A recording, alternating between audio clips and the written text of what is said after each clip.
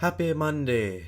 Happy Monday. I don't know why I went into an accent right there for a second, but I'm recording the intro for the 7th episode of Outside the Party with me, Nick Fernandes. My guest this week is an absolute gangster. She owns the stage every time she gets on it, and she is a great conversationalist, and I had a great time recording this podcast. First one in the new studio where I hope to do it consistently here, provided I can get people to come out here and convince them to enjoy this space with me.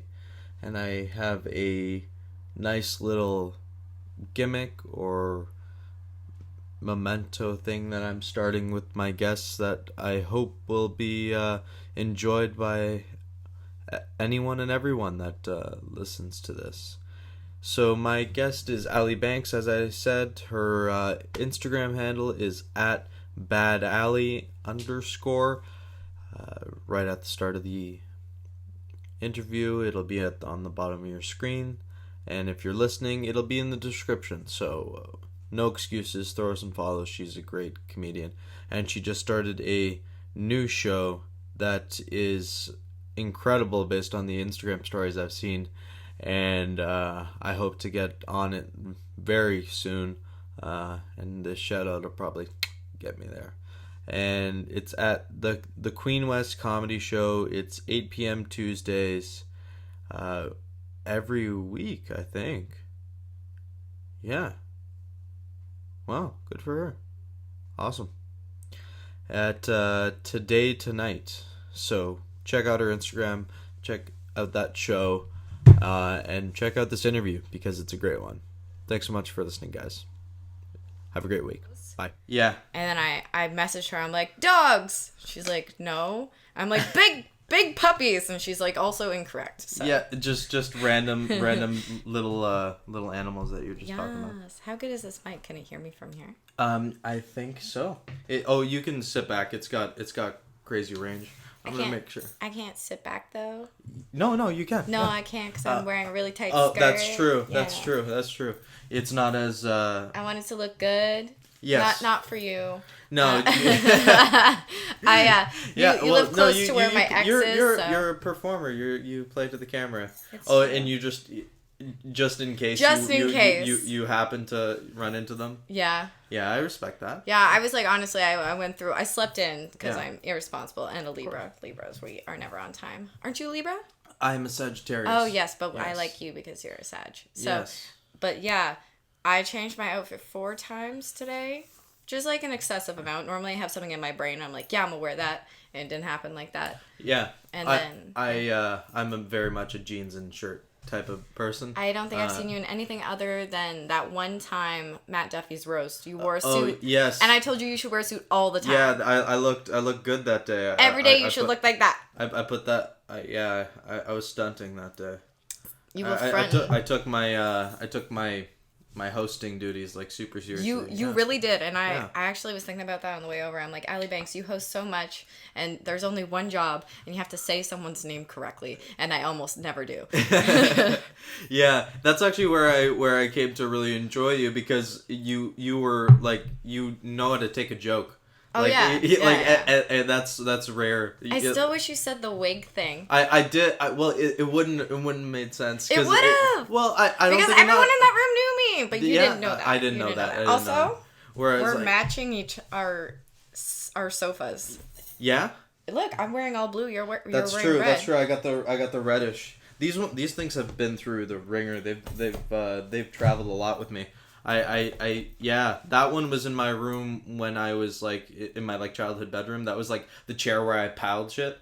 Oh, you know, like you always have that chair. I know what that means. Yeah. Also, if you've had something since childhood, there's a great probability that A, you've either masturbated on it, or B, had sex on it.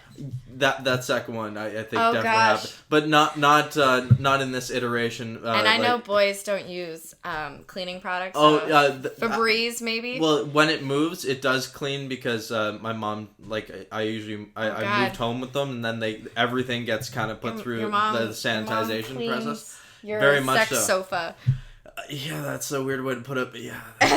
Because they were at my childhood bedroom, and then I this was my sister's too, so this was in her room. This was her pile of shit like chair, right? Older sister, or younger sister? Older, 2 years older, and sure. then so this moved also with a me. sex sofa. No, she was pretty introverted until she like later in life, but yeah. But then I moved these into my student house. Yeah, and I'm then so these inappropriate. I'm sorry. No, it's not at all. Anything that not comes at to my all. brain. What is this? I respect that. Are we filming? Are we? Yeah, Oh, it's going. this is happening already. Yeah. Oh my god. I believe in like a slow roll right in. Right in there. I didn't even know. Yeah, organic, right? And then this is it's almost like a teaser intro before we even get to like what we're gonna talk about. Which, for the record, I don't know. You just get you to were like know you messaged me. You're like, hey, do you want cookies or cake? And I want both. So. Well, we got cookies now. We'll do cake after. That'll be our rewards. Amazing. I always have to dip my cookies. Yeah, of course. Nona make these? Yeah. That's how I got fat when I was little. Like, I got chubby because every day after school, when my mom like would get us from school, where we'd walk home, we'd have tea and cookies and watch like a little bit of TV and then do our homework. What's your background? Half Indian, half Italian. The Italian side makes sense given this house. Yeah. So much Italian, like everything. Look at that table right there. That's with the water for you whenever you need it. Yeah, it's actually into the glass. It's a part of the glass. Yeah, it's printed onto the glass. Yeah, but that's not a real doily. Well, there's several of those in this house, anyways. I saw. Yeah, they're all over. Yeah, yeah, crocheted by my grandpa, most of them. Yeah. No, but I say grandpa because it's easier, more palatable for people to understand. But yeah, you're right. I should have said that wig joke. That was a good one. That was a good one. Yeah. That was okay. But that's how we got to like enjoy each other's or like introduce each other because I saw other's company. I said that joke outside and you laughed really hard. And I laughed like, so hard. Like, oh my gosh! You're out of breath for a second. I it's such a huge compliment. It was indicative of your personality that like you can laugh at yourself, right? Oh, I love it. Like it's so funny. I don't know if you were there. This also happened after Matt Duffy's roast. My best friend Becca was there, and I went. Shout out to Becca. Hi, Becca. Hey, Becca. She hates it when I do that, and I've like already shouted her out on so many things. Like she.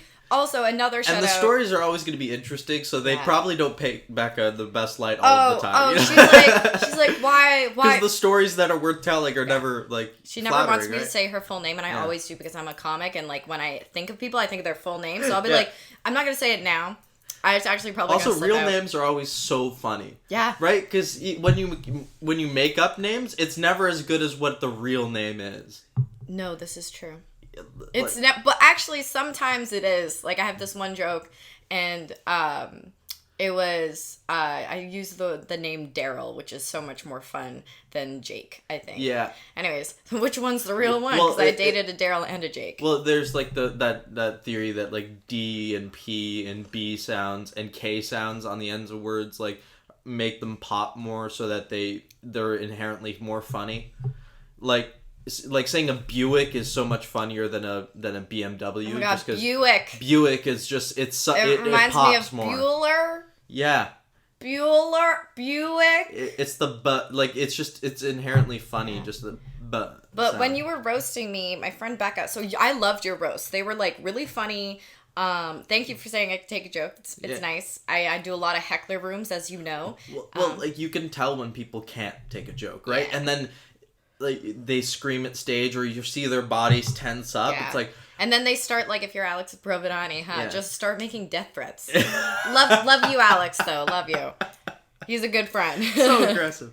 Yeah. So aggressive. Yeah. But yeah, so I told my friend, I was like, Becca, I love this. I want this for my birthday. And she's like, Allie, you want people to say nice heckles, but they might not, and then I have to beat them up. And this is so funny because she's like so little, tiny blonde girl, right? Yeah. And she's like, but she is kind of like a biker chick, like she dates like a really like thug dude, and she looks like innocent, but then Well, when she she throws down, kind of like she's super prim and proper, and she's like got this blonde hair. Ever since she met me, though, she's gotten a little bit more edgy. Right. You have to be, and then now she's dating like this guy who does Krav Maga or whatever it's called, and he like Brazilian dance fighting. He's a Brazilian guy. Yeah. But it's so funny because for a while she's gonna hate that I say this if she ever hears this. She thought that he was Spanish. She told everyone that he was Spanish, and then I met him, and I'm like, you heard the lisp. I'm like, are you Spanish? She's like, no, I'm not Spanish, and I'm like, okay, well, you need to tell your girlfriend that because she told her mom that you're Spanish, and she's trying to learn Spanish, and so now she's learning Portuguese. Okay, that's a little bit more accurate. Yes. He does know Spanish too, so we talk in Spanish, and then he and her don't talk in Portuguese. So yeah, don't talk. Yeah, no, just English, just English. She's learning it, but they don't speak it. It's tough. Because why would you want to practice it? It's tough when you're really, really pale and old. So if you're like pale and young, you could kind of pick it up. Yeah, that's true. That's true. Like after you reach that, whatever it is, 18 or something, it's harder to learn a new language. I think it's fucking harder after 10. Like never mind 18. Yeah. So. Yeah, but, I used to be fluent in Italian. Yeah. I didn't go to preschool. I stayed here. That makes sense. Yeah. That's very Italian. So I got very good at Italian for a while, and I had an Italian accent like as a child too. No, you did. Like with certain words and stuff. Do it now. I couldn't say the word bus. Bus. Yeah, like as bus? a kid, you bus. Yeah, I said what's that? My mom would always laugh. It's like, what's that, Nicholas? A bus. It's a bus. A bus. L'autobus. Yeah, and then snake. It was a snack. Snack. Oh my god, that's so Italian. What that's is that? So funny. What is that, Nicholas? A snack. It's a snack. Yeah, I couldn't say Buttonville. You know that. Why would you say Buttonville? The airport. There's Buttonville Airport. It's like an airport for small planes off of the 404. But we used to drive past it all the time coming down here, and we lived in Richmond Hill, so it was like there was a lot of commuting going on there. I think there's a lot of Italian people in Richmond Yeah, Hill. but you know that Family Guy joke that Stewie can't say Cool Whip. Cool Whip. Yeah. So it's Cool Whip. Cool Whip, and then he could say cool. Now say whip. And you can say whip. Cool Whip. Yeah, like yeah. And Cool, then it comes right. But whip, I was that way with Buttonville. They would say like say button, say Ville, and then say Buttonville, button drill. Oh, that's great. So it was a fun one. I also really like this mic, by the way. It's a good one. It's got like 4 settings. Where did you get it from? I got it on sale on Amazon. Ooh. $125. Are you fucking serious? Yeah. Damn. And now there's one that's kind of similar, but it's it's kind of on sale. I think it's still on sale. But it's like it's the same one, but I think the gray one. But it's $140, but you get a video game with it. So if you have a friend that plays video games, you can give away the video game and still get, it's a $60 video game. So you get. I brought you pasta sauce, and now you want video games? Like, what am I? No, I already have the game, so I'm just saying if you're looking for that's probably still the best deal for this one. It's funny you think I have friends. Anyways, I don't know. It's a. Video games are a great and terrible gift for a boy that you're seeing. Because it's a great gift because they'll enjoy it. It's a terrible gift because you won't see them for about a week and a half. I've only ever dated 2 boys that played video games, and I hated both of them. And so that's my Xbox right there. just leading you into like a huge insult, then just be like, well, now we got here. So no, I mean, oh my god, it's a platypus. See, I knew this was gonna happen. If we were gonna put on nature, it's platypi, favorite animal. But do you know why? Anytime we hit a lull, we'll just both look over there. There will be no be no lulls. Yeah, that we both have motor mouths. But okay, do you know why platypi are my favorite animals? Guess. Just go. They look like a beaver, but they're cooler. No. I mean, like, obviously, God, was confused because it's like a bird. Because he's like, I'm gonna take a duck, bred with the whale. And I'm gonna take a duck. I'm gonna put a beaver with it. I'm just kidding because God's not real. Just kidding. Oh, that was bad. Yeah. But I love platypi because they are a marsupial. Number one, right. They're a mammal that lays eggs. That's nuts. Yeah. They're like one of 2 animals in the world that is a mammal and lays eggs. And they're primarily underwater, but they can also go above water. Yeah. And they're just so sweet. Look at him. You know, like evolution, there's like branches. Yeah. Right? Yeah. Like they're the ones that just went down the middle and said like, I'm gonna do whatever I want. Yeah, that was it. And I think we should all strive to be like the platypus, right? Yeah. You know, be your own thing. Can I'm anyone sure put you in a category? No, they I'm cannot. sure that there's someone out there that identifies as a platypus. Oh, I for sure do. Right? Like I'm for sure a you don't platypus. like how Facebook has like 80 different things you could identify as now, Really? like options, like in their drop-down menu. There's many different things. I actually had no idea. That's yeah, good. I signed up for progressive. Facebook when there was 3, right? There's male, female, and prefer not to say it. I think. Yeah, at that point. I think there was that. But now there's like 80 of them. Platypus has got to be in there. Platypus right? is someone's definitely in got to there. have a petition to say like like right. Yeah. There's something out there. No, I fucking love platypus. Okay, so anyways, my Yes. guest today is the great and magnificent Allie Banks. I didn't want to introduce her until we got a sense of her personality, and I feel like we've gotten there. We went into the weeds on platypuses. Yeah, we platypi, sure did. Platypi. As we're watching them dive through seaweed. There's only Yeah, but the name of the podcast is Outside the Party because as a kid going through school, I was never invited to any of the parties, so I was always outside the party, and Outside so that's the how we got party. the name of the podcast. Who's but, we? Like, me and the other voices in my head. Oh, Yeah. wonderful! Yeah. Tell them I say hi. They're asleep right now. We run on different schedules. Gotcha. They run mostly during the night and when I should already be asleep, and that's where I come up with most of my jokes because there's a lot of things going on upstairs. Ooh. We're gonna yeah. have to talk more about that later. 100%. Yeah. But so I interview people about what type of kid they were through school, and try and find mostly all of my guests have been comedians so far. So I try and find the source of the funny. Kind of. Shit. And then we'll probably talk about stand-up because that's the most interesting thing about both of us, right? I love stand-up. Yeah, 100%. I don't even know why, but I do. Yeah, so where'd you grow up? I am from Burlington, Ontario. Burlington, Ontario. I spent a bit of time there, yeah. Did you? Yeah. I'm so sorry. I went to school at McMaster and then... so that's Hamilton. Yeah, well, and then my girlfriend at that time lived in Burlington for a while. Ooh, Had an she apartment fancy, there. huh? And then, so we spent time there as well, so I very white, yeah. It's so fucking white. I didn't even know. There was I knew black people existed. I did because I saw it in movies. Right, and right. Then, you watched White Chicks, right? And you knew that they could act white as well. Yeah. Yeah. And then, I had one Asian friend, and I'm like, yeah, this is just all the Asian people in one. And then and she also, I don't know, man. It was Burlington was such a weird place because everyone was so fucking white. I just realized that we're going to be hearing... Oh, we're going to hear all that good trucks stuff? and stuff. Nature! Yeah. Trucks and nature. Yes. And I believe it's garbage day, so I think... Ooh, garbage day. Yeah. I just had to put a match... yeah.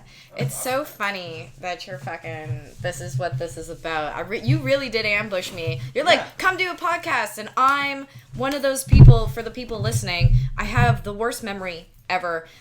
Most of the time... I don't know where my brain is. I will agree to shows. I have interesting questions that are probing, and then I always like to get first response. Yeah, this is true. Just whatever jumps to mind, because trauma genuine. response, just yeah. what comes to mind. Right? I mean, it's funny that you're we're talking about this specific thing because I actually just enrolled in therapy to talk about my childhood and see what the fuck happened because they're my friends are you use. But you're a performer, so this is your open mic for your therapist, right? You're that's your book show. Honestly, where you use your tried and true premises. This is where you're working. I've only gone for 2 sessions so far, and each time she's like, you don't have to make me laugh, right? And I'm like, hey, and she's like, we're gonna talk about the finger guns, and so we're working on that. But Burlington. So quick. If I was a guy and I had a dick, I could make another joke. Yeah. Just quick off the draw. But people have to work for it with you. Yeah, I get that. I mean, yeah, it's I'm like a Rubik's Cube. Yeah. The more you play with me, the harder I get. Hey, just kidding. That only works also if I had a dick. If only. Something else I need to work on in therapy. But there's some sort of swelling, though, right? Oh, jeez. There's some sort Nick, of... I'm trying to... It's because you're sitting on the sex sofa. That's why you have all these dirty thoughts. What would your I'm trying to say? make the joke make sense. I'm just yes-anding. Yes, and. Yeah. Okay, so what do you want to know?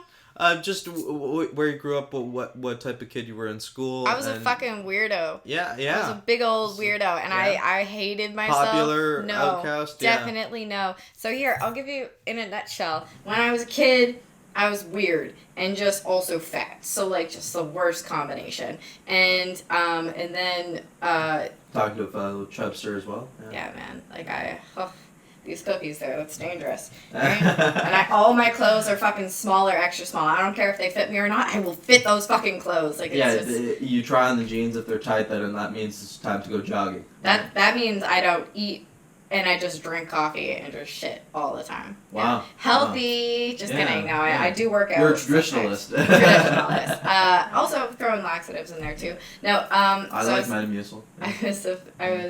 I use Restore-Lax. Oh wow, you go full blow. I go fancy. I'm fancy. Full bore. You know. But I was a fat kid. I was weird because I kind of did my own thing. I really liked cats. I still really like cats, and everybody in my school for whatever reason really liked dogs. A lot of appearances on your Instagram, right? If you follow me, Fat Allie on the gram, shameless plug. Yeah, it'll be in the. It'll be there. Amazing. You will see my cat, Middleton Night Court Mosh. Mm-hmm. And he's on my story every day. I would like to hear the story on the name. Oh yes, absolutely. I want to talk about what you care about. Okay. Well, you're asking me all these questions. You're such a fucking Sagittarius. Okay. So I was fat, and then everyone called me fat except my sister. My sister was the only one to this day who will not admit that I was fat. She said, you were a little bit chubby, but that was just more to love. And then my mom's like, you're fucking fat. Stop eating all the donuts. We want donuts too. And then... so you were a hog. I was. I sure was. Like, my mom... Before Krispy Kremes were readily available, we had a science teacher in grade 3. He would go across the border to Buffalo, buy like an insane, 3 trucks worth of Krispy Kreme donuts, mark them up by 100% and sell them at our school. One box of 1 dozen Krispy Kreme donuts would be about $20. Wow. So my mom would get 2 dozen, right? Spend $40 in donuts. We only get it once a year. We'd each get 1 donut, me and my sister, my mom. We'd eat it. We go to bed. I'd sneak out of bed and I'd eat the 2 dozen at night. Yeah, and she would put it on a high shelf, but I knew how to climb. Wow. Yeah, you got a workout in. I was a little bit, and I evened it out. But so then what happened is I went to high school. So I didn't even have a friend until grade 7. I was weird. Okay. Everyone in Burlington was just so uppity and about money, and I didn't come from money. And then I met the story of my best friend. We have been best friends for over 13 years now. Mazel tov. Yeah, right? It was That's great. a bar mitzvah relationship. Right there, right? It sure is. Yeah, because I'm a lady. Yeah. And despite what you may think. And I should know this. I took world religions. Yeah, me too. I was forced to. Yeah. But it was the last semester, I guess, of grade 7. And we had a science... or a math fair, and then this girl comes in, it's only maybe a month of school left. Right. This girl comes in from another school, and I'm looking for a math partner. So I've been with all these people in my elementary school since I was kids, and I hate all of them. They also hate me, and I know they're not really good at math. This new girl comes in, I'm not good at math, but I was like, maybe she's good at math. So I jump on her for my math project. It was her first day, yeah. So I was like, hey, you're going to be a part of my math project. And I saw Anna in the corner. She's like, fuck, because she wanted to hop on that new girl. Yeah. See if she was any good at math. Turns out this girl, horrible at math. The worst. I did all the work of the project, but I didn't even think she knew 2 plus 2. It was bad. But then we figured it out. We submitted it to the math fair because we had a stupid fucking math fair, and we did it, and we got an A, and she was so excited that she hugged me. Yeah. And I didn't really know her, and I come from a background of not being hugged. So I never had a hug until I was 13 years old. Wow. It was my first hug, and I literally didn't know what to do. So I was like, right? And then I started bawling. I just started crying. So I just met this girl. She sucks at math. She gave me a hug. I tense up, and then I just bawl. Great hugger. And here's the fun part. She doesn't remember any of this. She's like, oh, you were crying? She's like, I don't even remember hugging you. I just hug everyone. I hugged the mailman the other day, and I'm like, cool. I'm glad to know that I was special, but it was very special to me. Yeah. Loredana Santolo. She probably doesn't want me to use her name anyways, but that's what it is. And then I went into high school, and I lost the baby fat, because that's all it was. I was fat, and the donuts. It was mostly Krispy Kreme. The hormones hit, and they hit the right way. I grew up a little bit. Like, I got boobs. I always had a butt, which I was very self-conscious about, and I remained self-conscious about until I got to Toronto, and everybody wants a big butt, and now I'm like, yes, I want it to be bigger. But in high school, so when I was a kid in elementary school, I was a nerd. I mean, that's a unicorn, right? What white girls with like a big butt? Butts, yeah. I mean, it's popping up everywhere now. You just don't know it's real. But there's the ones that are like the non-traditional, the artificial ones where like they squatted for 2 years for those. Yeah. And those are different. They're different because they're not they don't have the same feel. I want to squat, but I just don't.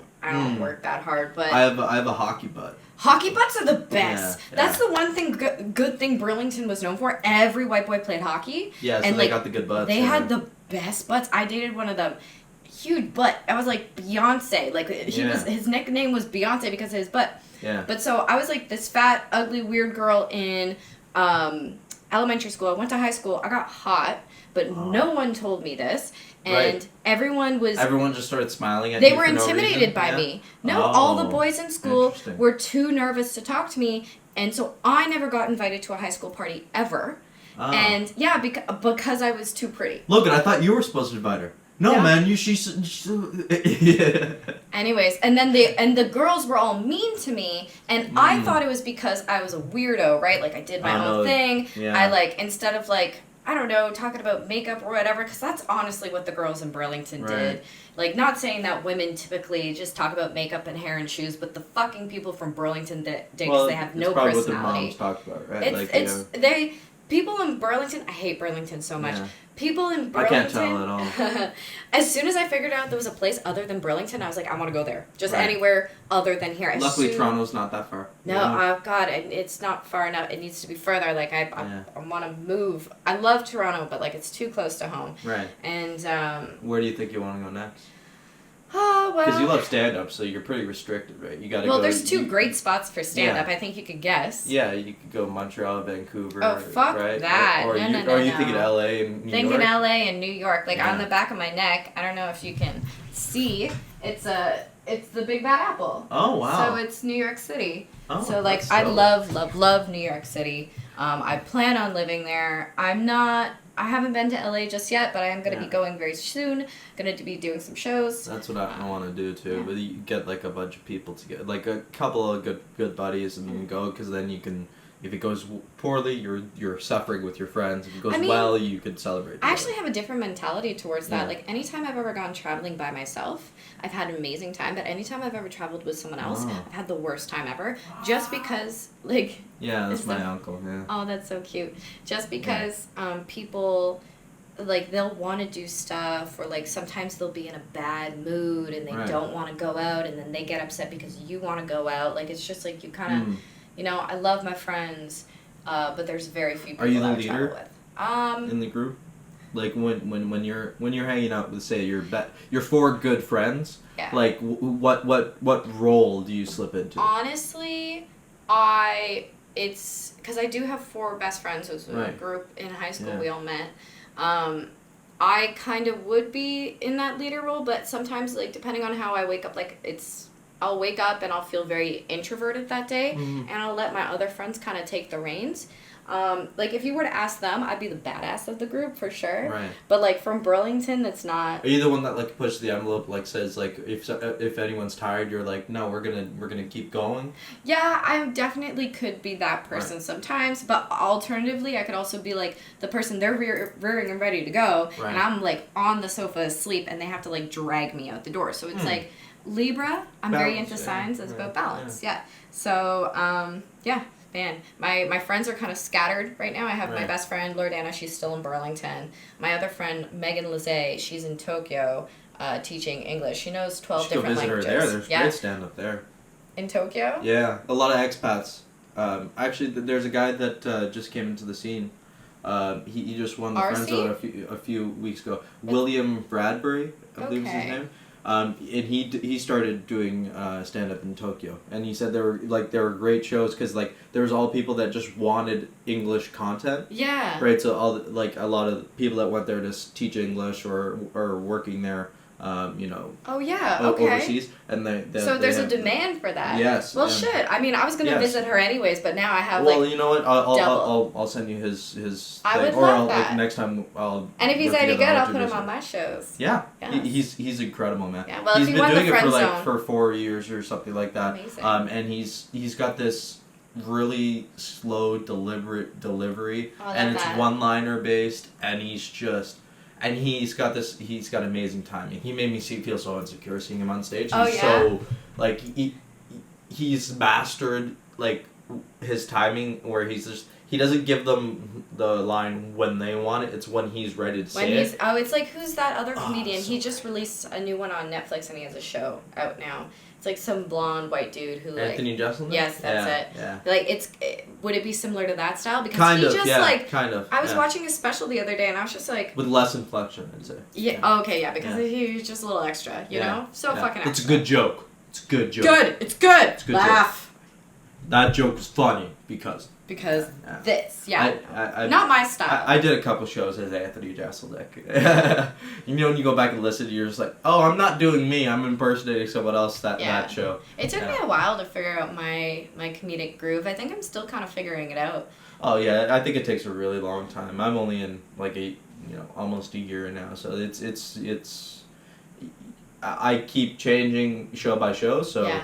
Eventually well, I liked what you did for, again, Matt Duffy's. Like, I told you that was my favorite time I've ever seen you. Focusing on... I don't think I was focusing on me. Like, I was trying to... and that's good, though, because I think that kind of, like, took some pressure off of you. I need to start hosting more shows, I think. Honestly, like, I didn't get my that groove. Relationship. Yeah, until I started hosting. Like, I host as often as I can. Like, when I first started doing... I'm talking to a few places right now, but it's, like, hard trying to get the conversations going. Well, let me know. It's, like... For whatever reason, it's something I'm really good at. Like, I have 4 bars right now that want to have me host a show there. So, but it's like, it's not, I haven't even approached anyone for it. Right. These people have all just heard about me and then come to me, right? That's incredible. So, but it's, I worked hard in order to get my name out there. So, but I still feel like sometimes I'm not working hard enough, to be honest. Like, it's bad because I have all you guys on Instagram, like all the comedians. Like, there's so many comedians out there that are just hustling and killing it.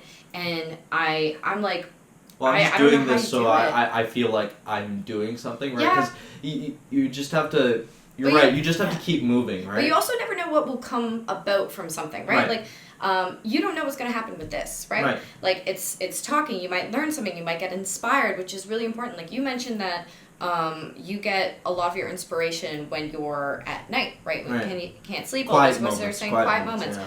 For me, it's the exact opposite. It's not when I have a quiet moment. Actually, I try to avoid quiet because of all the nonsense in my head. But when I'm having a conversation like this, or with people, or, in line at Starbucks, who knows? Like, when I'm talking to someone, I will naturally throw in a joke, but it'll just come from my subconscious. Right. They'll laugh, and I'll be like, oh shit, I gotta write that down. Yeah. Fun fact, every single joke I have, no exception, has come from a conversation. Really? A real conversation with somebody. Also, something that maybe people don't necessarily know about my comedic style or my writing, but I have never made up a scenario or a story for a joke. Really? And so, but I found out that this is not common amongst comedians. You're very organic, yeah. Yeah, so this is all, like, anything, people are like, Allie, that's a crazy story, how did you think of it? And I'm like, honestly, I'm not that creative, like, it happened, right? Whereas, Dave Chappelle, like, comes up with stories, like, whereas, scenarios like, Bert Kreischer lives them, right? Yeah.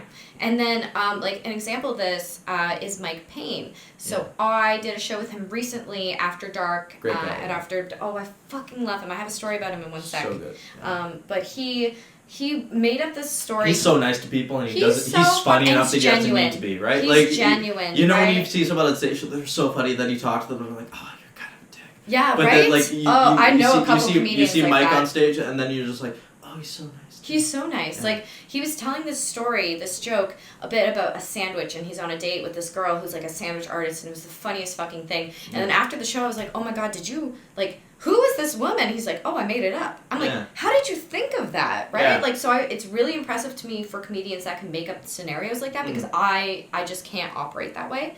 Now, another thing about Mike Payne, really, really quick. Right. I did this show with him. We'll have on, I think, once he's back in Toronto. Yeah. He's so wonderful. Honestly, if you haven't seen him, Mike Payne, Mike got Payne a great comedy. story. I can't wait to hear more about it. Oh, he's got amazing That's stories. what I love about this, is that, like, when else are me and you going to get to sit down for, over an hour and just shoot the shit, right? Basically. And, like, that's one of my favorite parts about being a comedian is, like, talking to other comedians who are just generally interesting people outside of comedy shows. Like, Thank you. And then I'll tell you some secrets later that nobody 100%. Else knows. Like, this definitely either on or off mic, up to you. But I would just love to get to know you better. Oh, Nick, you're a sweetheart too. But let me know if you get this at comedy shows. Yes. So whenever you kill a set, like you just dominate, and there's a whole bunch of comedians there. Do you find that people go up to you and be like, oh my god, amazing set, or do they not make eye contact because they're a little jealous? It's about 50-50. Yeah. Because I think what I do is whenever I don't hold back praise. So if I see someone have a great set, even if I don't like them, I'll go up and I'll say, you had a great set, I really like this part, right? Because I just try to look at it the other way. What do I want people to do to me? Is so if I had a good set, fuck, you know how hard you work for that. You know how many shows you ate shit at in order for that you to have that good set. So when someone else comes up, especially if I respect them as a comedian and they say, "Good job, I like that, I like that bit," that's my biggest compliment. Right. So I try and give that out as well. But alternatively, when you have a shit set, do you find that people go up to you and be like, "It's a good set. It's a good set." I don't think I get that as much. I think that might be like a patronizing thing. It is, absolutely, I think that might go. It's probably the same. The people that do that to you are the same type of people that might call you sweetheart or things like that. Oh my god, that's such a trigger word. Did I hit something? I fucking hate that, man. Yeah. Oh, you have no idea. I have to tell you. I'm kind of picturing who would do that. Yeah. I have to. And I run heckler shows, so anytime somebody throws that my way, I'm like, I'm gonna destroy you. You're just gonna think about your whole life. But we're gonna get back to that in 2 seconds. Yeah. Remind me of sweetheart after I tell this story about my pain. So I had a really bad set. I was going through a rough time. Went on stage. It's funny because they introduced me this particular host. Yeah. I love him, Ian. He was like, this hot piece of ass. It was funny because I posted something earlier. It was a picture of my butt. And I'm like, come to my comedy show. And he's like, master of thirst traps, gorgeous and also funny. Were you also there for that show? I think so, because I think I remember what you're saying. It was the After Dark. And okay, hold on. I went on stage and I'm tired and I'm sad and I'm cold and I have no makeup on and my hair is gross and I'm wearing 3 sweaters and sweatpants, and your appearance didn't match. It did not match it, and I didn't have a bad set, but it wasn't. I know it wasn't my best, right? And everyone else knew that also, right? And so I had all these comedians that never would have talked to me otherwise. When I've killed a show, they've never said a word to me, and then they're like, "That was a good set, Allie. Really good job, right?" And then Mike Payne, I went over to Mike Payne, and he looks at me. He's like, are you okay? Because you've never done that before. And I just started bawling, right? That's how you can tell he's a true fucking friend. You have all these fake people around you saying all this shit. And then Mike comes in and was like, what the fuck was that, right? Just being real with you. Just real. And then we had a good conversation. And it was just wonderful. Back to the sweetie. Sweetheart, yeah. Sweetheart, sweetie. My god. I cannot stand... What's your top 3 most hated ones that you get? And then you can tell me that specific story about Sweetheart that you were talking about. It's not even a specific story about Sweetheart. It's just a rant that you needed to I get hate up, Baby Girl. I hate Sweetie. I hate Sweetheart. I hate anything that has to do with making me cute and small and whatever. And then let's turn this on its head. What's the thing that a guy has come up to you and said, and a first approach thing that's been that you've appreciated the most? So we complain about Sweetheart. Let's try and flip it and have a communication saying what would actually work. Well, I don't know. It's people. I mean, I get this a lot. I get boss ass bitch. I get somebody called me a straight up gangsta, and I was like, yes, I am. Thank you. Bad Allie, I get a lot, which is cool. I guess the best thing that a man has ever said to me, period, is the same guy actually. He said, he's like, he called me angel face, which normally I wouldn't like, but he followed it up with, you possess legendary strength. Wow. And I'm like, holy That's shit. poetic. I was like, fuck, yeah, it is. You just wished you had a weave right there, didn't you? Oh, yeah. Oh my god, yeah, and I'm not even wearing I was looking for my big hoop earrings to wear, so like, you guys weren't here for when the weave thing was mentioned, but I wear wigs all the time, so like, I just flip my hair, and I still do it with no hair. Yeah. It's funny you called me out on that. A lot of people are like, you don't have hair, and I'm like, yeah, I do, it's just at home. I paid good money for that hair. Right? It was on sale, though. Yeah. Respect. And then the other thing that a guy said, he said, you know how people will ask, like, what's your favorite thing about me? Like, or like guys will be like, I love your eyes. Oh my God, your eyes, right? Or like, do they I also love bury your an smile. insult in there? Like, do that half compliment thing? Only comedians, but like guys who are interested in me you have don't such do that. interesting eyes. You like Interesting. they leave it ambiguous about whether it's compliment or anything. It's like, I do that all the time with people. I'm like, you have a very interesting nose, and like, it's not necessarily, it's not a bad thing at all. I'm just like, and it's funny because when people say that, it only hurts if it's something you're already insecure about. Yeah, self-conscious about. Like, I don't really have anything I'm my neck. For a very long time, it was just, I have bits about it. It was just my nipples because they stick out, and then so even if I'm in incredible shape. When you're cold? No, it's when they're hot that they bother me because like they're very puffy, and then so when it's cold they harden. No, not really. But it's just the nipple. Moves. It's just the nipple though. Like it's just. I was gonna ask to see your nipple, but I didn't want. Yeah. Like, you were doing like the. I was just. Your Was I doing that? Oh no! You were just like, but was it like my friends? I get in trouble for that so often. They're like. Something will be happening, and I'll be like volcanoes. I'll be like looking at someone doing some fuckery, and then my friends will just look over at me like, Allie, your face just tells everyone what you're thinking, and I'm like, oh, you is wear that? your heart on your face. But but the other thing this guy said, he looked at me, and he's like, my favorite thing about you is your voice. Wow. Yeah, and I was like, what? And he's like, it's so smooth, it's like water. And sultry. I was like, I'd say sultry. I was like, yeah, let's get married. Is that, were you just proposing? No, I'm sorry, yeah. You just looked at him right after you said it. I do. I do. I absolutely do, yeah. Pull an Ali Wong. So, I want to trap this guy. Trap him, right? Make his lunches so he can't feed himself. Yeah. Oh my God, I love those specials. I love the true lines are so good. It's funny because she has to be pregnant in all of them. She has to have another kid now to have another special. I think she will, too. Or she does the next one where she comes out with a baby bump and then she unstraps it. You know? You just spoiled it. Netflix is going to be so mad. Be so good. Yeah. Oh, shit. Man. Going back to how we write jokes, like you say things in conversation. I think I view it as people have used this metaphor for other things, but like I charge up my battery. And then I get output when it's quiet. So like when I hang out with people, I do fun things, and then it's in the shower the next day when I'm thinking about the night I had that I think of the joke about what I did. I applaud you for being able to have that memory. I talk to people for a long time. I do things, and then I go sit alone in a coffee shop, or I walk down the street waiting for the streetcar without headphones. Yeah. Like, and then in quiet moments, that's when my brain goes, and then I come up with things. So exact opposite of you. Our style is totally different. I have the worst memory, as mentioned so many times. Right. it's a real thing.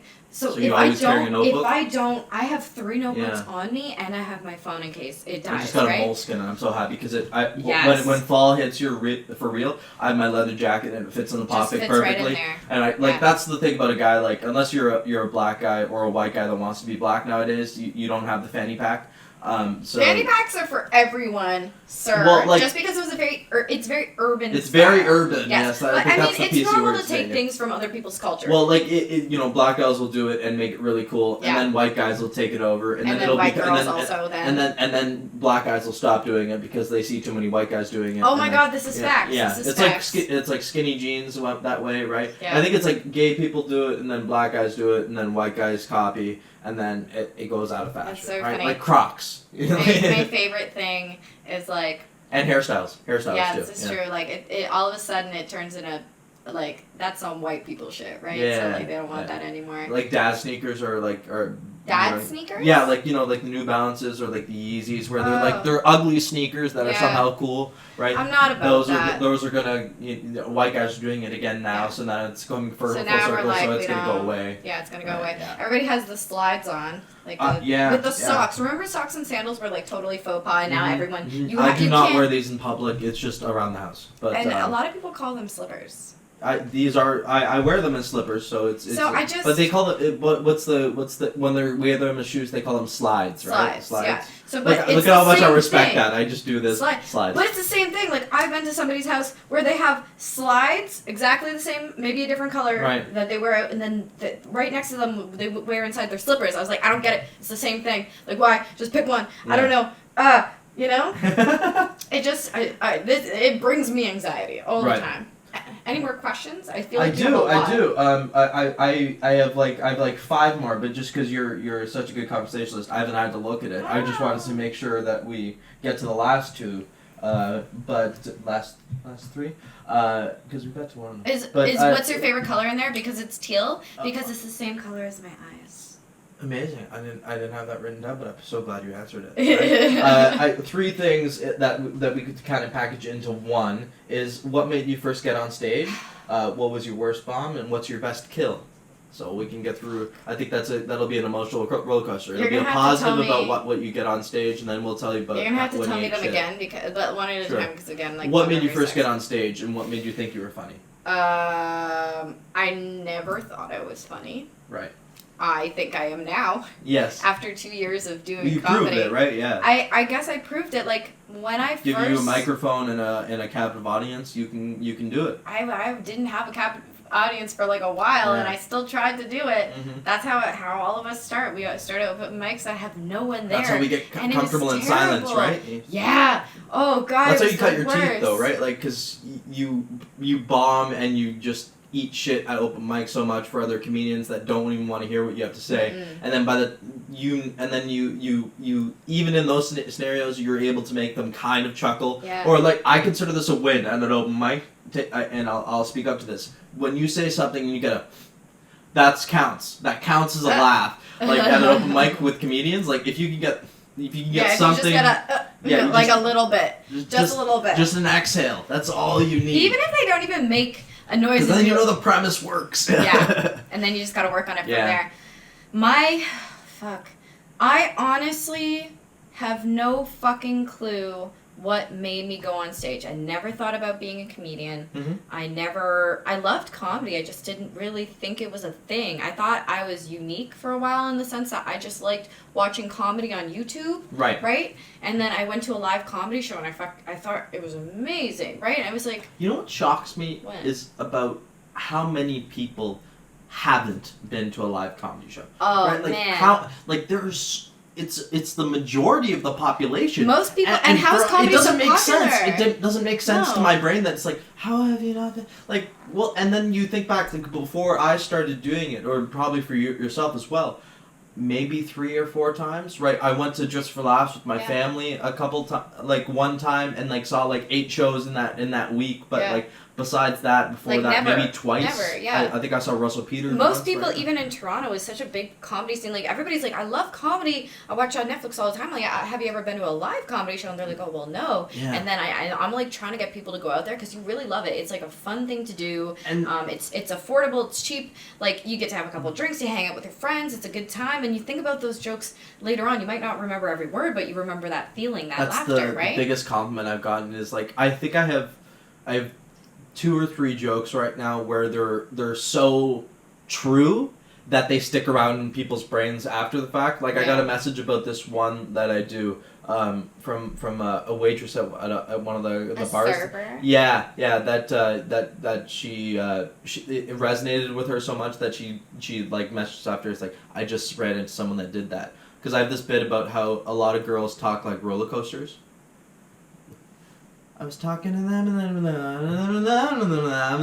like, and then they do that like up and down cadence. Yeah. And then they always hit the brakes at the end. Right? That's why the bit works, because like the and then we just like stop talking anymore. Like, they always do that vocal fry at the end, and I that's hate such that. a break. Those are everyone from Burlington, in case you're wondering. Yes, it's very much so. And then I realized that the crux of it was that my ex did it too, but she only did it when she was hanging out with her friends, when she just finished hanging out with her friends, and forgot to change her personality.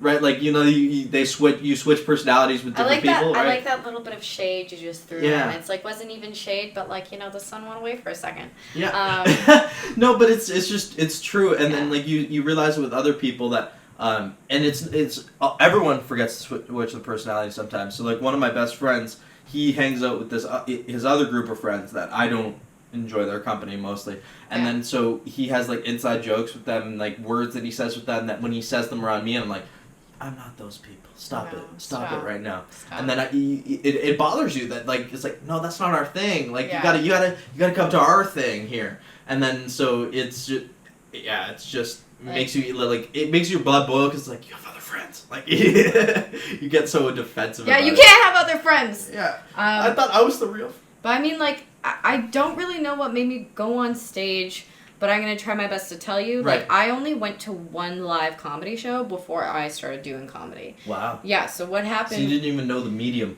No, I had no idea what the fuck I was doing. And, like, my friends would sometimes laugh, but, like, not really. I don't know. Like, what happened is I went to a comedy show, Joe Dogg's in Burlington, and I actually met two of my really good friends of comedy there, one of them being Mark McNally, still really great friends. We still do comedy together. But he was there, and this other guy, he was like tall, he had a bow tie, he had one-liners, he asked for a volunteer. And he's like, for my last joke, I need a volunteer. I didn't know anything, so I sat on the front row, put my hand up, went on stage. He's like, what's your name? I was like, oh, it's Allie Banks. He's like, okay. Looks at me, looks at the audience, takes the microphone, says, your next comedian, Allie Banks. And everybody claps, and the joke was my face. Because I was like, I don't know anything about comedy, right? And then, so I went and I sat down, everyone's giggling, right? And then my friends are there, and they're like, why didn't you tell a joke? And that was the perfect time to do it. You could have just grabbed the microphone and been like, actually. And then I was like, well, I never thought about telling a joke before, and I wouldn't even know how to go about it. And then I paused for a moment. I was like, I should probably become a stand-up comedian just in case this scenario ever happens again. And then I did exactly that. Wow. And 2 years later, you're going to go to that same show.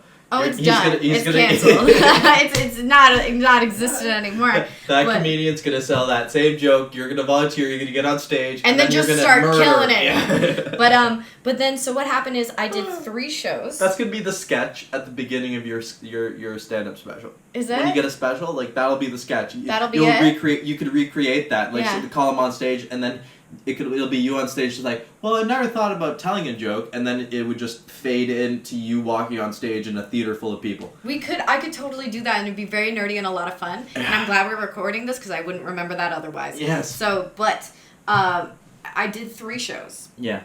And they went about as well as you would think. Right. They were horrible, and every time I didn't get a laugh, which was the entire time, I would Did you get a laugh on your first one, though? Like, at least one laugh? No laughing at all for 1, 2, 3. None, no chuckle. Not even my friends. My friends were like, no one else is laughing, we're not going to laugh. And I specifically asked them, I'm like, if no one else laughs, can you please laugh? They're like, we didn't want to go against group. I'm like, you're sheep. A bunch of you're fucking sheep. But, you were the leader of the group. You weren't there to tell them what to do. So this was over 5 years ago. Wow. I was 19 when I first tried to do comedy. And then I took a break. You got discouraged a little bit. I got really discouraged. I was like, well, that was dumb. Why would I ever want to do that? And then I ended up basically being a housewife for like 3 years after that. And then we had a breakup, separated. He took all the friends and the nice appliances, and I got your sense of humor. I just took my sense of humor back. Yeah, we had a really bad breakup. I was like, I was gonna marry this guy. I didn't know what to do, and I was like, rediscover your I honestly was walking down the street yeah. and I was fucking miserable, and I was like, I'm gonna go to an open mic, right? I heard the only open mic I knew of at the time was the Office Pub. I don't even know where that is. Oh God, on Mondays. It used to be such a it was the worst open mic in the city, but every comedian went there. Wow. And I went, and it was horrible. And then I went the next Monday, and it was equally as bad. And the next Monday, and the next Monday, and the next Monday, and the next Monday, and the next Monday, and the next Monday, until it was like 8 months of going every single Monday. Wow. Right? Did you do any other shows? No, because I didn't know there was anything else. And you were scared to, I guess, ask anyone else. I didn't know there was a Toronto stand-up community. I was just like, how do people do this? Yeah. And then I ended up going to the Danger Room. Oh. Yeah, that was like... That's a weird second show. That was a weird second show, but I fucking killed it. Like, the only That's time... where you found your love for the heckler? Yeah. That's where I found the love for the heckler. The only time I've ever killed it at the Danger Room was that one first time that I was on it, and I just murdered it completely. I was so nervous, but I went on stage and I just said whatever the fuck I wanted, and then I was like, this is great. I did it every fucking Sunday for 6 months. Wow. And because I just love the torture, and like for a while, you did it 24 times. Way more than that now, yeah. But then and good mathing. Yeah. And where were you in grade 7? And that's a great callback. Thank you. But yeah, so my only two experiences with comedy shows is either there's no one there and they don't laugh, or people yell at you. So like for a year, that's what I thought comedy was. Right? And then I branched off and I had my first ever book show. And I spent the entire time just heckling people in the audience, but it worked out well because no other comedian was doing that. And I was like, what are these guys doing? Most people just do their material. Shows, For me, in the Danger Room, so first of all, no one gave a shit about my material at the Office Pub because no one was listening. Right. Secondly, no one gave a shit about my material at the Danger Room because they were yelling. Yeah. Like, so the whole time, I had my back up against the wall, and I'm just, like, firing back at people, so that's why I'm so quick. Like, you mentioned earlier that I'm very quick, and it's just because I put myself through torture for a year. You would make a great auctioneer. Oh, thank you. Yeah. Boom. Yeah. New career. All right, well, I'm going to go off on my new career as an auctioneer, so... But the first show that You should do that. You should auction off comedians. I don't think that's allowed anymore. It's called slavery. You all the white guys. Yeah, that's fair. We got to take it back. Yeah. But my first ever show that I actually killed it at, I don't even remember. I was hungover. I was in sweatpants. I didn't bother recording myself because I was like, this is going to be a shit show. Right. It was packed room. There was comedians. There was like a whole bunch of audience members, like real people. I love the audience. Right? And it's at B-Side Lounge on College Street. You probably heard of it. I did that. So, that was probably one of my fourth shows. With Dan Gyrie? Yeah. So I did it. It was a musical jam. And like I've never done it before, and I didn't know what to expect. I went on stage and I have a musical background, so I was like very jazzy with my jokes. Honestly, to this day, it's one of my biggest regrets that I didn't film myself or at least record myself because I completely did everything on the spot. No material helped with the timing? Oh, absolutely too. And but it was just like the perfect show. I know this because Bobby Knuff. Do you know Bobby? I don't think he's a comedian. He fell out of his fucking chair. He was laughing so goddamn hard. Wow. Yeah, he wasn't even drunk yet. He laughed so fucking hard. He literally fell out of his chair, and I will never get a bigger compliment than that. Like, Dan Gyrie, I'd done the Danger Room with him so many times. Morgan O'Shea, they'd never complimented me. They're like, Allie, you're hot garbage. And I'm like, I know. This one show, they went up to me, and they're like, that was fucking amazing. Right? Wow. I went back the next Tuesday.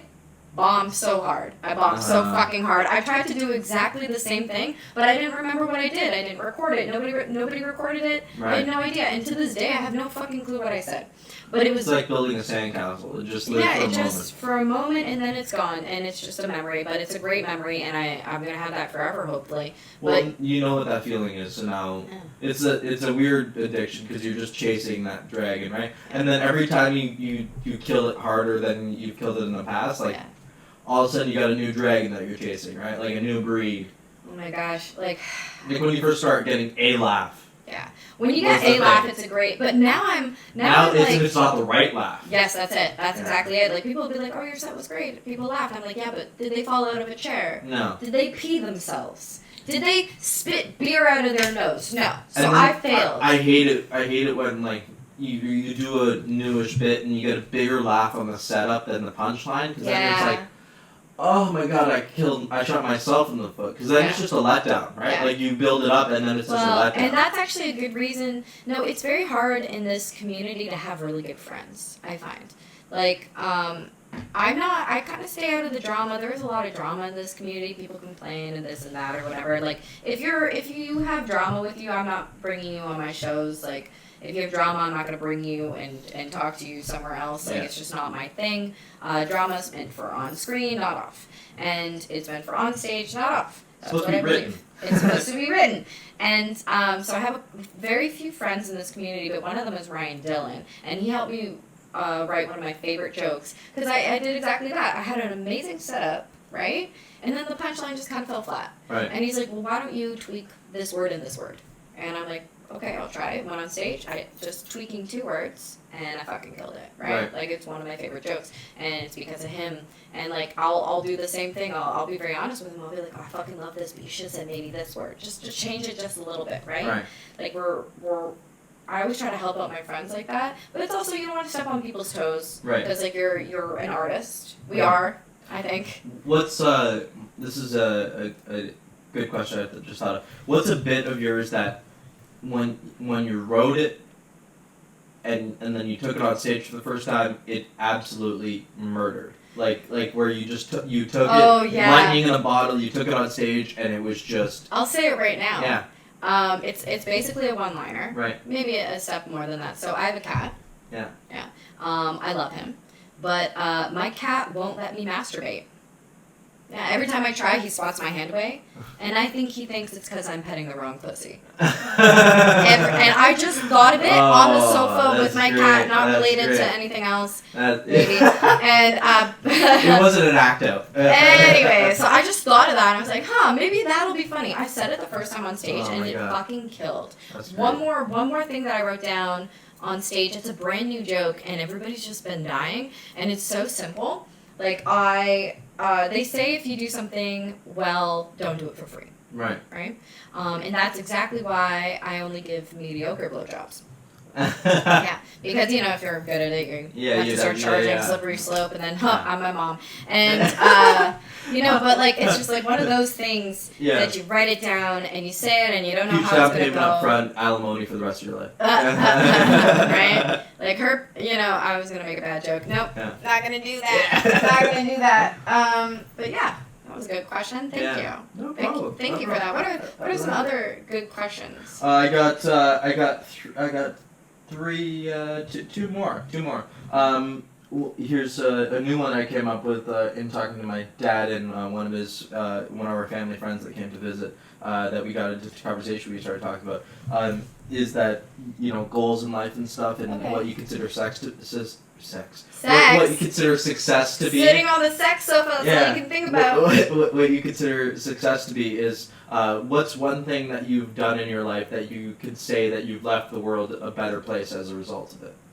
Like say like your legacy ends today. What's one thing that you're proud that you did that you could say that you left the world better than when you found it? Oh, that's a deep, heavy old question there. Yeah. I have to take off my hat for this one. Yeah, we get to the real stuff. We talk about the sex chair, and then and then it sort of leads you in. I actually. Oh, that looks great. Hold on, let me take Can it work? Yeah. Take a photo real quick. Yeah. This is what boobs are for. It's for wiping cameras. Wait, let me look pensive. Can we? Wait.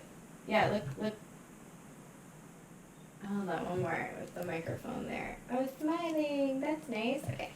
I'm my friend's official photographer. I will make all of your. I love this hat, by the way. Don't you? Isn't it great? Well, I keep wearing it. This is your hat right now. You wear it on like the back of your. Oh yeah.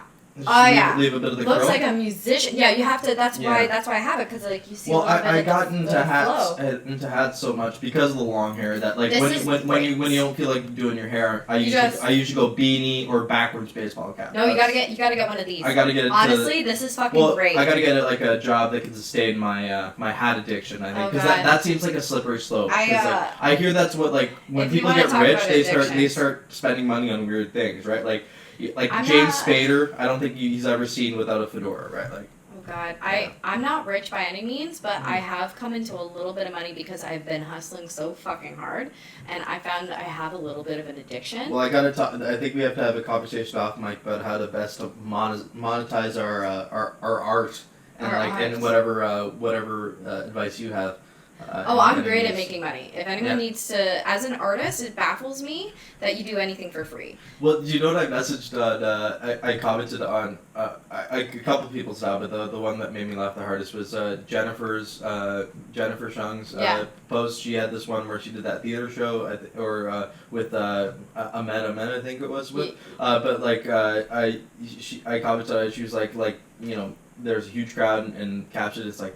I commented, congratulations. I look forward to riding your coattails for the foreseeable future. Like just maybe like because I'm like I have an ego because I'm a narcissist about everything that we do. Of course, but I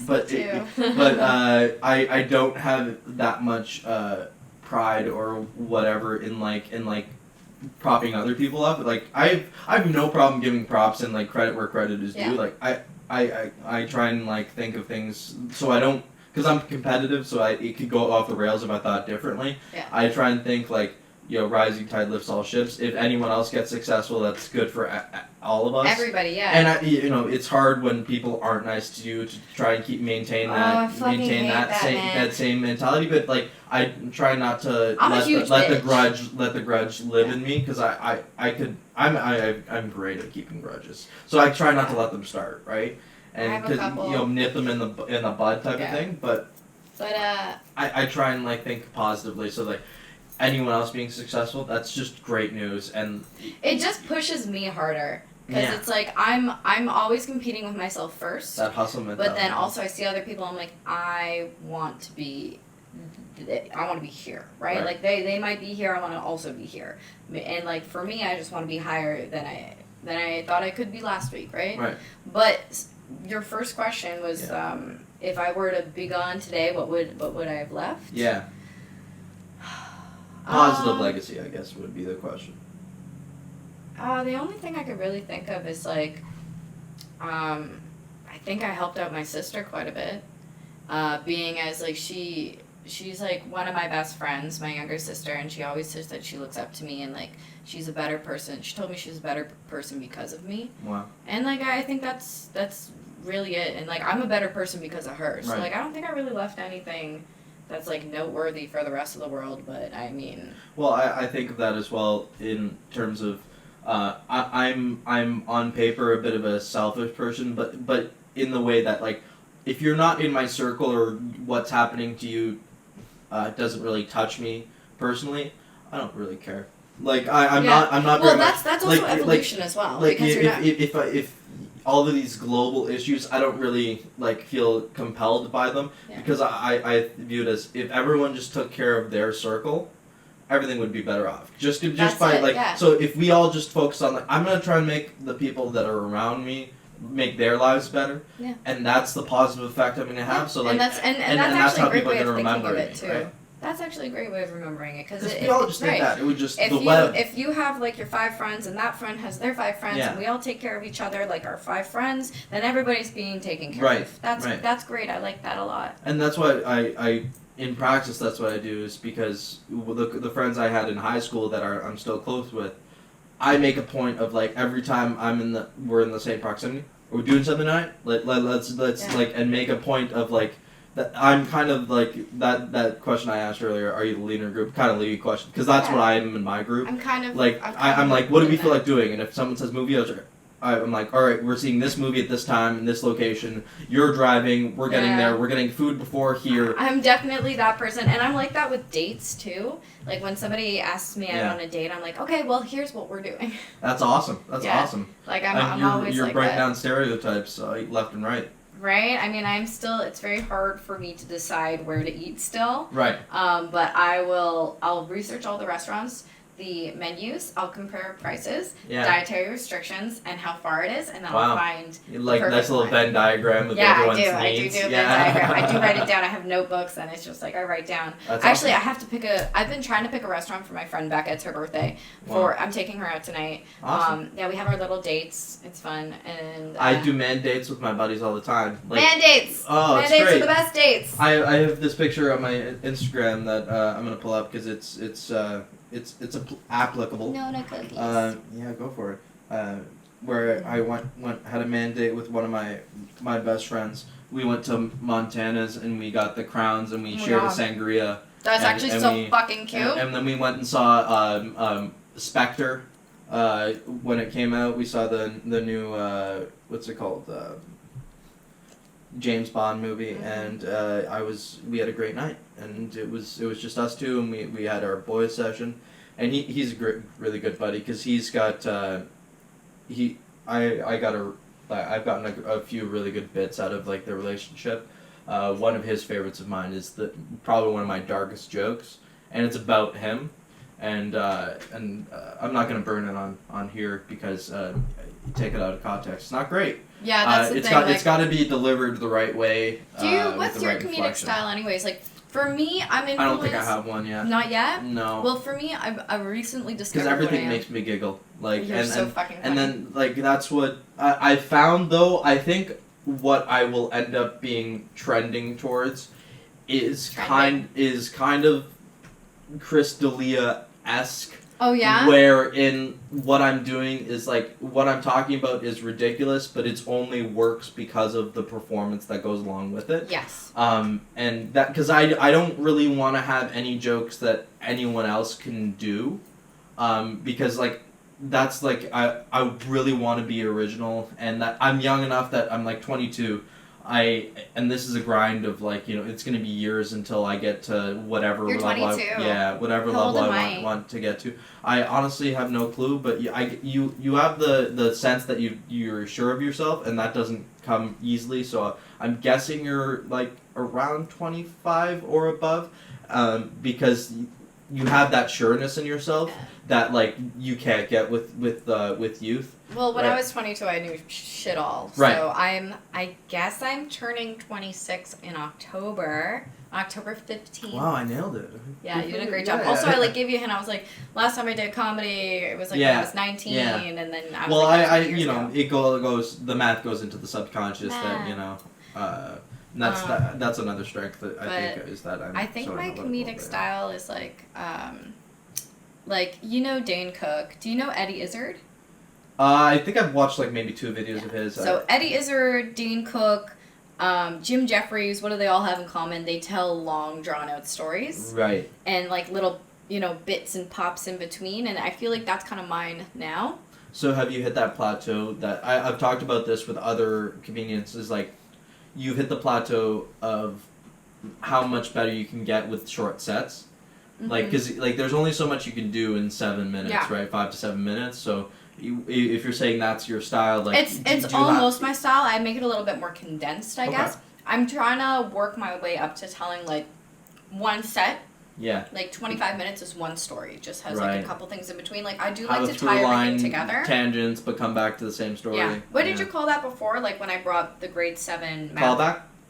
Yeah, I want that callback, but I want to wrap it up with a nice little bow too. Yeah. By the way, pass me that bag there. I brought shots for us. Of course. Yeah. These are the best type of shots. Oh. They're immunity shots. So my goodness. What's in them is ginger, raw honey, oil of oregano, echinacea, and lemon. Wow. All right. It's really good for you. I can drink these. All right, we're gonna. Oh, is this from down the street? Oh, I got it from my hood. I go to the think village. there's another juicery The right at village the end. juicery. Right at the end of the street. All right, here. cheers. I have to do mine in 2 shots. Oh my god. Did that burn a little bit? But it's nice, right? Yeah, it did. I want to shake this up a little. Whoa! But it's really good for you. Woo! Woo! We party hard here. What is this thing called? You know what? When I At this party, outside we the party, hard. yeah. Outside the party, we have shots of ginger. I take liquor and doesn't make me feel a thing. That just it burned and I'm alive. Yeah, you feel good. Wow. Guess what? Your immune system's gonna thank you for it. I do a shot of that. I do every like day. ginger though. You get that burn right at the back of your throat that you get like when you have ginger at If sushi, you have like pieces of sushi. any like phlegm in the back of your throat, like especially before going on stage, take a shot of that. It's gone. Wow. It just burns it off. You know what? Like I feel. Fast forward a few years when I'm successful and touring and I have a green room. I think things like that'll Just be on my rider. Yeah. Just a lineup of shots. Yeah. That's what I want. Oh man. Well, I'm such a shot person, just the way I grew up. Like I'm half Italian, so like yeah. a lot of grappa shots. Can't do So shots. I that's actually one of my preferred methods of drinking. Like Oh, I yeah? like to have I'll have like a beer that I sip, right, and then you You'll have a take shot? shots. Yeah. I'm so opposite. I will have wine. I hate mixed drinks. Like most of I them, like hate- I anything also sugary, hate- anything sugary, I hate. I hate sugar too, except cookies. Fucking love cookies. But Yeah, I really got away from but pop sugary, too. yeah, I don't drink pop. Like sugary drinks, not my shtick. But like I love red wine, like a really dry, low sugar red wine is my shit. And then everybody's trying to get me to do shots all the time. I will only ever do 1 shot, and it's such a specific shot. Do you want to guess? You want to look at me and see what shot that I do? Jaeger. Oh, I used to do Jaeger. I used to when I was in Scotland. I know a lot of white girls love Jaeger. Yeah. Oh man! Just for a fun fact, I don't know if you've ever been to Scotland or done Jaeger. No, I've in been to Scotland. I've been to England, but not Scotland. Well, specifically in Scotland, they do not chill their Jaeger, so it's piss warm, and also Jaeger bombs are warm? just Jaeger. It's just Jaeger. Yeah. Do you want to do? So when somebody What's asks an you, Irish if you car want- bomb? That's is that a? Oh, is it's that like the beer Jameson, and the Jameson. The Jameson and the beer, right? Some Yeah. and then tequila too. There's tequila in there. Oh yeah. Gross, but It's the 2 shots and then you bang the it. one shot that I do is I have a shot glass full of gin, Wow. and then I put in Well, that makes sense with the if you like. tiniest bit of tonic. Well, you like the you like this type of thing. Yeah. So you must like the aromatics of gin. Yeah, I right? do, That I really that, do. that would track. Yeah, and it doesn't burn for me. You know You know how what? people You know are what like it gin burns? kind of tastes like to me. Pine like needles? yeah, but it reminds me of we got into in my family for a while when we were feeling sick. We got into oil of oregano. Oh yeah, that shit's good. Dropping that. Yeah. So that kind of reminds me. It reminds me if you took a vodka shot after taking oil of oregano. Yeah, it's Because kind the of way like that. both the flavors stick at the back of your throat. Yeah. I'm not much of a gin person. Love I haven't. gin. I've never really. I don't think I've ever bought a bottle of gin and committed to like getting to it because No. it's basically all like environment and like what you get introduced to, right? Mhm. So like my dad always really enjoyed whiskey and grappa and Caesars, so that those are the kind of the drinks that I like a vodka soda. I like a straight whiskey. Yeah. You know that you sip. Well, okay. So when I'm out, I already told you IPAs, about my like weird IPAs, shot. Yeah. Told you about the red wine. Yeah. The red wine is actually what I drink when I'm at home. Do you know do you want to guess my drink of choice at the bar? It's not gin, it's not wine.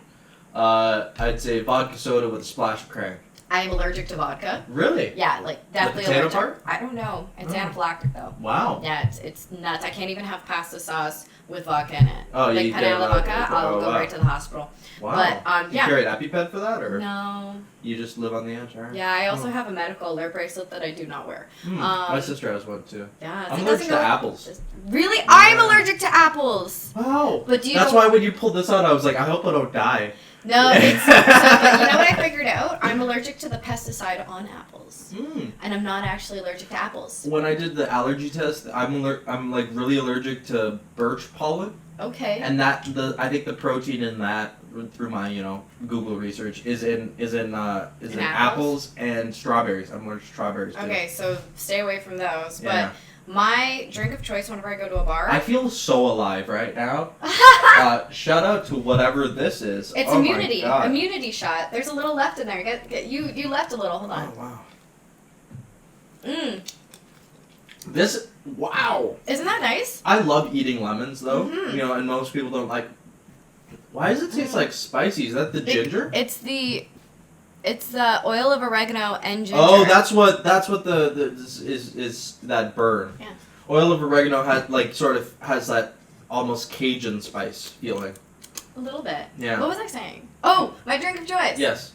Bourbon on the rocks. I love bourbon. That's it. I And like I love it. I like an old fashioned or I a love Manhattan. old fashions. Less sugar though, Yeah. because that's too much. When I make my old fashions, I'll put a little bit of sugar at the bottom, and then I'll muddle it with the bitters. But I add a lot of bitters, and just a lot of whiskey, and then I add a little bit of soda, just enough to feel the bubble. I wanna try the old fashioned. I like to have a little bit of texture, and then I put a lot of orange. Yeah. A lot of the orange zest in there. I like a lot of orange. That's a nice cocktail to me. Like that. You know, it's like not well, I too like sugar. bitter, so when I'm drinking beer, I like the IPAs. I like it to have a lot of flavor. Yeah. I like Guinness. So like, you're what is that? They call it overtasters and undertasters. Like undertasters, like cucumber slices or something like that. Maybe it's the other way around. Like they like light flavors, whereas like I like blue cheese. I like it powerful in my flavors. face. Give me that hot sauce. Give me the whatever and we just did. You know what the hard part is that I love hot food, but my body doesn't. Yeah, that's my problem. But it's not my stomach. It's that as soon as I taste anything hot, I sweat. Oh. And so like if I go for wings and I get like a hot wing, I'll look like I'm dying. But you're feeling but okay. I'm fine. It's I'm just the opposite. I go through tons of napkins and I have to like be mopping my face. So like I can't do it on any type of date or anything. I'll have fire, like liquid fire. No sweating, nothing. I'm fine. Like lips are fine. You watch that show Hot Ones? Everybody's telling me to watch it. Great. I need to watch it, but the problem is the next morning. Yeah. Liquid fire. No, liquid see, fire. I don't have that thing. I have I think I have like a good GI system to handle that. You don't get a case of the butt leaks? That's not really. No. I think I suffer so much on the front end that it doesn't. That my body's no like, pun intended. well, and I think I try and make sure I stay hydrated and have enough Honestly, fiber. You know, I love hot food and I eat it all the time in the morning. I just I sit there and I'm like, why do I do this? Why? And I tell myself I'm never gonna eat hot food again, and then I do. I like to drink like whiskey because I like the burn, and I think it and that's why I like to do stand up because it scares me so much, and being on stage makes you feel so alive in the moment. Right. I think I like the things that make you feel that way. You have such crazy eyes. You have Spicy crazy is eyes. part of them. Do people tell you that all the time? I have very intense looking eyes. Because you're yeah. Well, when I'm passionate about things like my eyes open wide. But I it's look funny very because intense.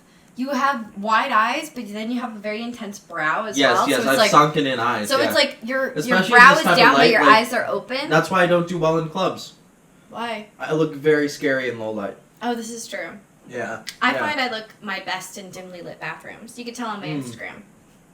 Fair enough. I think I need good lighting. Like spotlight looks good on me. I'm too pale for that. I have very severe features. Yes. Right. So you need to make sure there's no shadows on your face. But they used to do that with actors on like Broadway and stuff, or like in London. Before they had like good lighting and stuff, they used to have really intense makeup and really like cut into people's features with the makeup and make it very striking, so that you could get seen. Yeah. Right. So I think I have a face for performance where it's like this is like it's a slab of concrete that's been cut into like really weird features. Right. Like I am not everyone's cup of tea in the attractiveness department. I feel like when people are attracted to me, I feel like I'm usually like a fetish. Like I they like angry, dark, intense looking people. Like that's kind of I kind of intimidated, which is a weird thing to say. I'm not like a insanely buff dude. I don't look like a really tough guy. But I've always thought you were a sweetheart, but I can tell. But like I have resting terrorist face though. Like if sans expression, just like it's very dark and like you do. It's not welcoming. What am I intimidating? Just your personality, like, really? No, but like you kind of own whatever conversation you're in, and I like that because I do the same thing. You real respect real. Like I'm a lot. Yeah. You know, and then I mean, I've been called intimidating a couple times. Yeah. And I'll just look at the person. I'm like, am I intimidating or are you intimidated? Like. That could it's probably a combination of both. But like, of them, right? I mean, it's kind of like my high school. All over again, right? Like people are scared to talk to me. You have incredible posture, by the way. Oh like, my God. You know, don't credit where credit is due. Trying to keep with my thing. It's like I was thinking it. I was like, you like I hunch my shoulders a lot, like a little bit. You were like the fifth person to tell me that this week, like that I have incredible posture. Thank you. You're welcome. It's I think it's partially from being a fat kid. And like it sounds like your mom yelled at you a lot for like so specific fucking things. much. Yeah, she gave me such a complex. But, yeah. You know, what are you gonna do? Well, you take the good with the bad, right? Right. Like, let the childhood trauma fuel the compliment you get today. I mean, I don't want to get too into it, but like when I was 16, I was anorexic. Oh, okay. And like that was the first time my mom told me she loved me. Wow. Because I was finally pretty. Ooh. That's a lot. That water's for you, by the way. Oh my God, thank you. I've been eating so many cookies and I needed some water. I think I dropped it right at the beginning, but then... You know, we kind of went right into it. Both of us just kind of talk a lot. It's true. And then the other reason why I have good posture is because, I don't know if you know this, but I don't really like to tell people, but I do modeling as well. So for that, you have to really, really good posture. Like, I get yelled at by photographers all the time for my neck. My neck in the fashion world is very fat. I have a very fat neck. Yeah. So I always have to keep my head up. I believe I would also have a fat neck just by shirt sizes. I have like a 17.5 or an 18-inch neck. Yeah. Well, that might be good for some. It's different for men and women, but like when for some reason, like I don't work out a lot, but I have huge traps. Like these, like this. My shoulders are so abnormally broad. I can't buy off the rack. It's true because like I have a tiny torso, but big shoulders and like long arms, and so I can't wear any shirts that like. If they say like large or medium or small, I can't wear them. I need to get them in specific measurements because I have such a short torso. Like my mom's 5'2", and she's taller than me sitting down. What? Because I have no torso. It's all leg. It's all leg. You and I are exact opposites in like almost every way because I am just torso. Like that is my height. I cannot wear bodysuits. It's very attractive. I cannot. You know, because like. You respect long lines, right? Like with dancers, all that stuff, right? So when you can follow, like, you know, all the way down to like the curve of a hip, it's great. Yeah, I'm mistaken for a dancer all the time. People are asking me because you're very I lithe. think my what? Lithe. Lithe? Like a cat. Like you fluid. Lithe. Lithe. Is that fluid? Like as in like I could squeeze on. Hey Siri, what's the meaning of lithe? No, not life. Oh my God. I'm gonna ask mine. Okay, Google. What is the definition of lithe? It's a very difficult word to enunciate. No, fuck. Here's the definition of life. And mine fucked it up as well. Shut up. Shut Thin, up. supple, and graceful. Lithe. Lithe. Thin, supple, and graceful. See, outside the party, I didn't have friends growing up, so I read a lot of books, so I have a large vocabulary. As do I. Guess what? But, however, I have struggled pronouncing words because a lot of the words in my lexicon and my vocabulary, I've only ever read. You never bring them up in conversation, so you can type with them, you know the meanings of them, but then when you try and say them out loud, it's like Game of Thrones. I thought I read the books before the show came out, so Targaryen in my head when I was reading it, because you never hear it out loud and you never read it to anyone, was Targaryen. Like that's I never really like. And I see you like Game of Thrones. Too. I do, and there's one right behind you there. Oh. Yeah, I got the Night's Watch credo there. Oh wow! Look at this nerdy place. That's all the fun nerdy stuff that I like. You're the first one I've recorded it in here, and this is my I had this dream. Oh my god! Good mythical morning. It's the mecca of nerdiness. And literally everything here is like my cup of tea.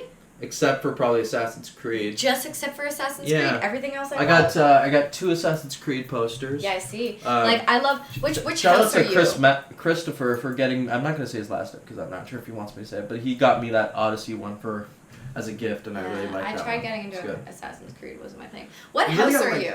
Sorry for Oh, I'd have to say I'd like to say I'm either a Baratheon or a Lannister. Okay. I'm very loud and a little domineering, but Yeah. I'm also super cunning. Like. What would you say I am?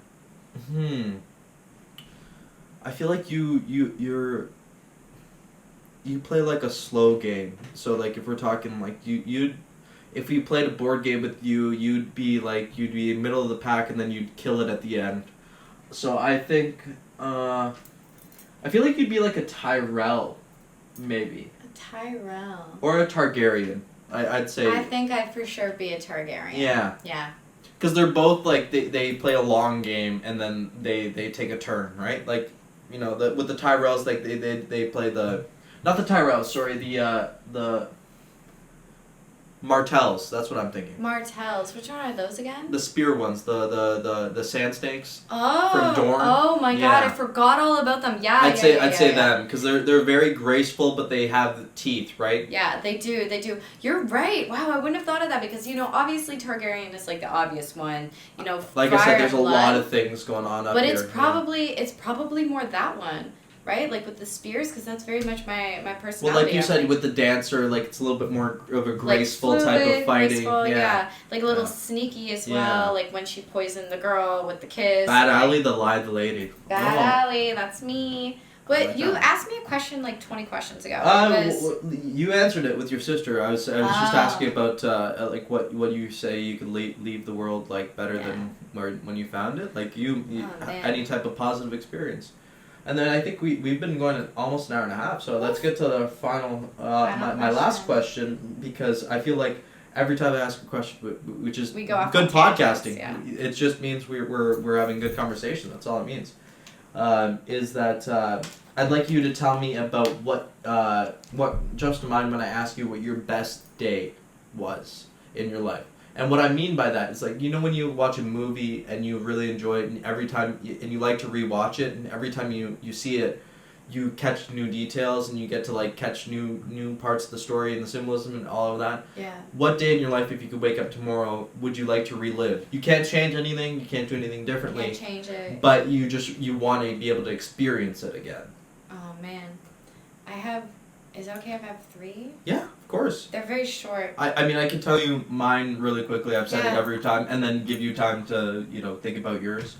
For me, it was my 19th birthday party. Say party, not my birthday, because my birthday is December 9th. But my birthday party, we this year we had it on December 27th. So it was 2 days after Christmas, and just so happens we also used it as like a family visit for all of our extended family that we never get to see around Christmas because everyone has their own Christmases and stuff. So all of my best friends were there. Almost everyone I cared about in the world was there in the same house for the same event. Amazing food, amazing drinks. My girlfriend at the time was there. And just it checked all the boxes. Like I looked around and everything in that moment made sense and the world was complete. And it was just amazing because I got to see everyone that I cared about. The day was about me. Like I said, I'm a narcissist. But like we did. Who isn't though as a comedian? But we Let's be real. We did all of the things there. Like we had everyone came over early. We had appetizers. I love food, so I'm a huge food-centric person. I had all of my favorite foods. My aunt made mussels with sauce, and we had a porchetta. It was just the best day ever. And then we played poker for 2.5 hours. 4 years ago now. Yeah. And then I won poker, won some money. We had second dinner. Yeah. At like midnight. We stayed up until 3:00. It was amazing. Well, that's a pretty good one. Well, and it wasn't like good all the way through because like most of the day it was stressed, like cleaning the house, getting yelled at by my mom, and dad. But still, you go back and do it all again. Dragged in 30 different directions. I would change it at any of it. Oh man. Well, I think I'm ready. I got mine. I'm gonna tell you my top 3. Of course. Start with the third one. Yeah, end on 1. And end on number 1. So this was my first ever vacation. I had to be about 16 years old. It's just a moment that I remember, and that's why it's not my number 1 because it's not a series of events. I was on a beach for the first time, and I just came out from the water, and I found a hammock, and I fell asleep in it, and I woke up in the sun. and it was such a wonderful feeling. I think about it all the time. Mm. Number 2 on the list is the first time I saw stars. So living in a city, you don't generally get to see you see a couple stars, they're there, but you don't know First how time much, you hit right? Muskoka, yeah. So I was 13. I went to Jesus camp. Horrible. Anyways, we're not going to talk about that though. But walking there, my mom. Catholic, Christian, Protestant? I don't know. Oh. Really don't know. Yeah. I wasn't. Comfy chairs, not comfy chairs, lot of standing. lot of standing. Probably Catholic then. But seconds for food, so I was pretty happy about that. Cool. Right? Fat kid's dream. Yeah. But my mom packed my bag, and she packed way too much, and I couldn't carry it because it was like the size of me, more than that. And then and no one was helping me, so I got off the bus. We got there late at night. Because she wanted me to get some exercise, clearly. And so I was like dragging this thing, and I'm like just like keeping my head down, and like the group is already in front of me, and it's like dark at this point. And then I just like, I'm so exhausted. I put down my bag, and then I just look up, and it's the first time I see stars, and there's like a trillion of them. And I just get lost in it. I have no idea how long I was staring at the sky. That's All amazing. I know is everyone left me, and I was lost in the wilderness for like an hour or two. But that was great. And now I'm gonna, I guess, go to my fondest. So if I could relive a day and not change anything and just do it all over again, this one's gonna tell you a lot about me. This is gonna tell everyone. That's why I love this question, because it's revealing about what really you really care about, or what really resonates with you as a person. It was this date I went on, and it's still the best date I've ever had. And it started off so innocently. There's so many guys that you're talking to right now that when this comes out are going to be furiously taking notes. Oh, all my other boyfriends are going to be they're like, wait, you're not talking about me? Yeah. But yeah, it started so innocent enough. We were at a work function, and we were the only 2 people that showed up that we knew, so we were forced to talk to each other. It wasn't even supposed to be a date. Right. And then he won, there was like a door prize, and he won the prize, and then I was dancing, and somebody came up to us and was like, you guys should go dance, right? Because there was a dance floor, and then the band was playing, and they really wanted people to dance, so I went out on the dance floor.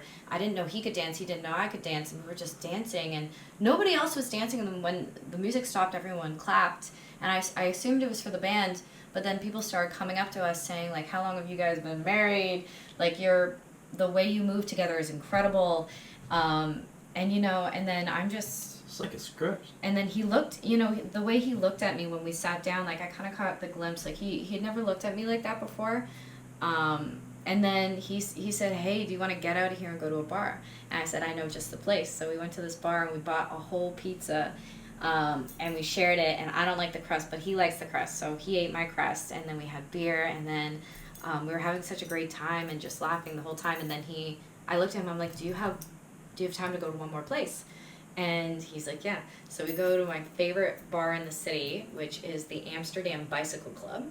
It's on the Esplanade, and every Wednesday they have karaoke, and so I sing, right? So like before I was a stand-up comedian, I was a semi-professional singer. I don't know if you know that. I did not know that. Yeah, and so... how did we not get into that in an hour and a half?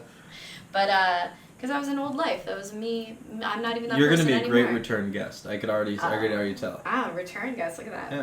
But, so I went on stage and I sang At Last. I don't know if you know that song. Oh, yeah. So I sang it and I murdered it. And then the whole night he hadn't kissed me or anything like that, and I just... Dude, I have tears right now. I walked right up to him, and he was sitting there, and he looked at me like I was the only thing in the world. And then we kissed. He didn't kiss me, I didn't kiss him, we just kissed.